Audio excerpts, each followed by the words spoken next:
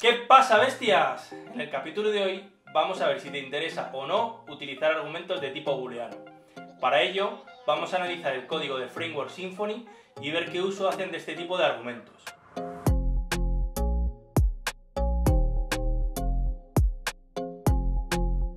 Este es el quinto episodio de la serie en la que analizamos el libro Clean Code de Robert C. Martin. Si quieres ver el resto de episodios de la serie, te dejo un enlace a la playlist en la descripción. Y ahora vamos a ver un poquito de código. Bien, vamos a ver dos ejemplos o dos motivos por los que deberíamos evitar los argumentos booleanos. El primer motivo por el que debes evitarlos es porque habitualmente confunden o dificultan el entendimiento de lo que hace una función. En el primer ejemplo que vamos a ver un ejemplo del uso de la clase FileLocator del componente config de Symfony, ¿vale? Este ejemplo está sacado de la documentación y tenemos que, pues la clase FileLocator lo que hace es que vas a definir un conjunto de paths y cuando le pides que lo localice, un determinado fichero de configuración, va a intentar encontrarlo en ese conjunto de paths. El problema que vemos aquí, o el mal uso que vemos aquí del tercer argumento, un booleano que se llama first y que en este caso pasa false, es que dificulta entender qué es lo que hace esta función. Podemos intuir que si le paso un true me va a devolver la primera coincidencia del fichero user.yml en ese conjunto de paths. Pero ¿qué ocurre si le paso false? Me va a devolver el último, me va a devolver un array. Realmente tendría muy difícil entender qué hace esta función, así que no me queda otra que entrar y ver qué es lo que hace. En este caso veo que si el primer argumento, o sea, si es un first, ¿vale? Lo que va a hacer es que me va a devolver la primera coincidencia y si no, pues los va a ir añadiendo a un array que finalmente lo devolverá. Entonces, como veis, este tercer argumento es bastante complicado de entender qué es lo que hace de primeras. Por eso, en mi opinión, hubiera sido mejor si somos más explícitos a la hora de definir esta función y la hubiéramos definido en dos bloques. En la primera, por ejemplo, hubiéramos hecho algo parecido a esto.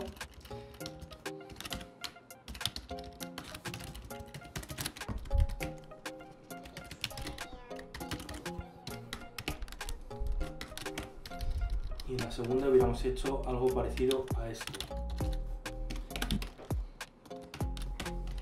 Bien, ahora ya no queda lugar a ningún problema de entendimiento, ¿vale? Sé que si llamo a esta función o esta función, yo la viera en el código,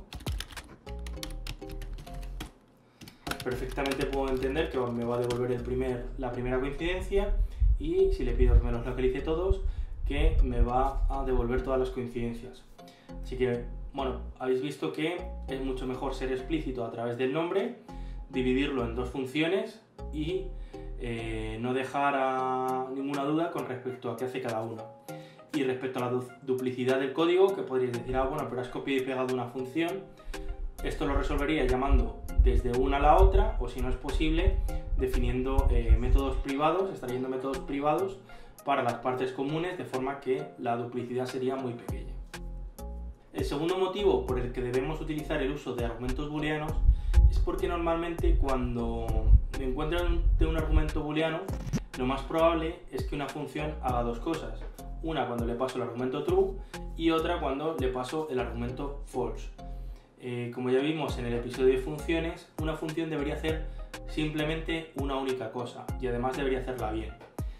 Vamos a ver otro ejemplo con el componente crawler. Este ejemplo también está extraído de la documentación de Symfony. El componente crawler pues es una especie como de cliente HTTP que simula ser un navegador y que se utiliza sobre todo para tests funcionales y también pues, cuando quieres scrapear o este tipo de cosas.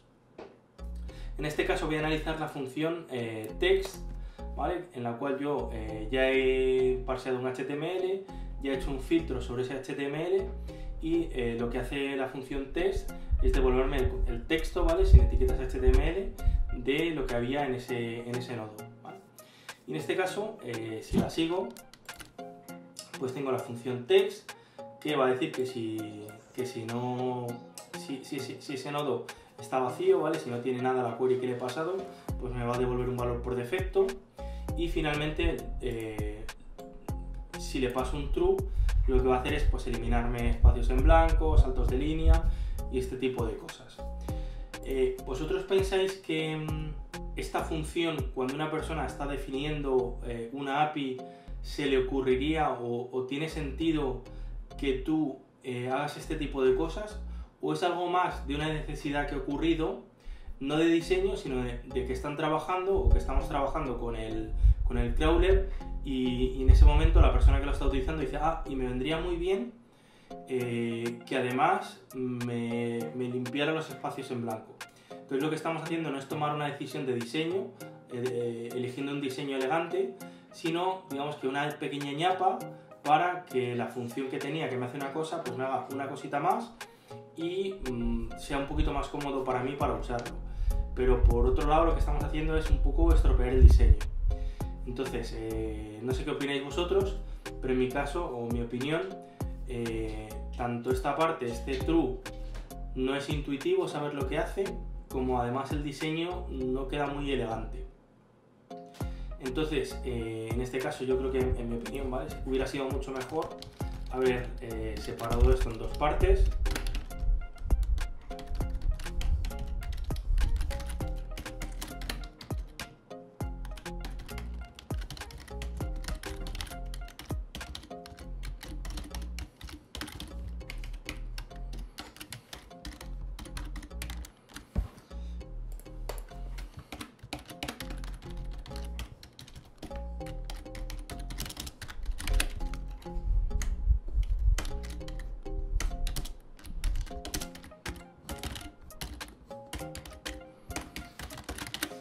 De forma que esta parte queda mucho más elegante, no estoy resolviendo un problema concreto mío, sino que he elegido o he puesto como principal objetivo mantener mi diseño elegante y que sea fácil de entender, y luego pues otra clase o otro método para resolver otro problema, que es normalizar ese texto, ¿vale?